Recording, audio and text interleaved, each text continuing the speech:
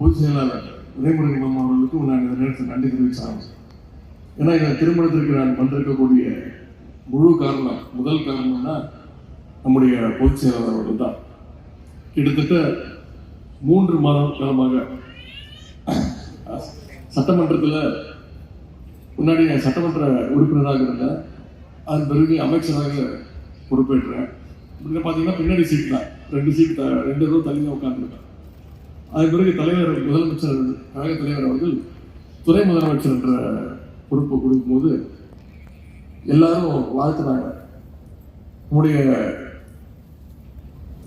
பொதுச் செயலாளர் அவர்கள் அவரும் என்ன வாழ்த்தினார். வாழ்த்தும் போதே ஒன்று சொல்லி வாழ்த்தினார், இனிமே நீங்க என் பக்கத்து சீட்டு தானே, நான் அவனை பார்த்துக்கிறேன் அப்படின்னு சொல்லி தான் வாழ்த்தினார். இப்போ கடந்த கிட்டத்தட்ட 9 மாதமாக ஆகிருக்கு. இந்த 9 மாதமாக சட்டமன்றம் கூடும்போதெல்லாம் அவர் பக்கத்துல தான் நான் போய் உட்காரணும். அதில் கடந்த 3 மாதமாக இந்த திருமண விழாவிற்காக தேதி வாங்கி அதை ஃபாலோ அப் செய்து தொடர்ந்து இதை ஞாபகப்படுத்திட்டே இருந்தது நம்முடைய பொதுச் செயலாளர்கள் தான். எனவே இந்த திருமண விழாவுக்கு இந்த தேதியை வாங்கி மணமக்களை வாழ்த்துவதற்கான வாய்ப்பை அளித்த நம்முடைய பொதுச் செயலாளர்களுக்கு மீண்டும் என்னுடைய நன்றியை நான் தெரிவித்துக் கொள்கிறேன்.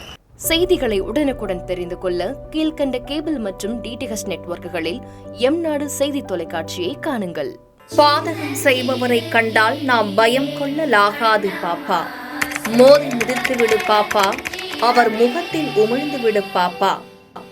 அண்மை செய்திகளை உடனுக்குடன் தெரிந்து கொள்ள இணைந்திருங்கள் எம்நாடு தொலைக்காட்சியுடன்.